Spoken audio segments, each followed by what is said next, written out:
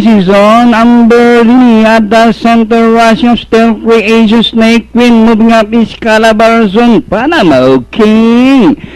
Still creation Calabarzon, Amber Dini di San Diego is racing in fourth by about 2 lengths alongside fifth Snake Queen, Panama King running by the Anub. Third last, second last, Reyes Angel and Miss Manugit is the tail ender. Two runners matching their stripes. On the outside is Amber Dini to grab the lead.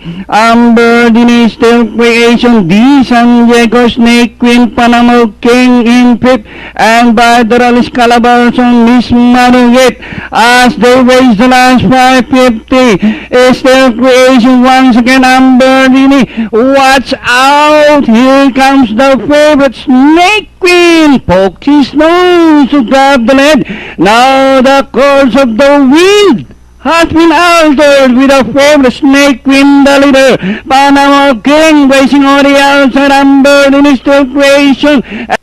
San Diego Anub entering the finish line. The favorite 9 Snake Queen. Second, close the San Diego and Panama King.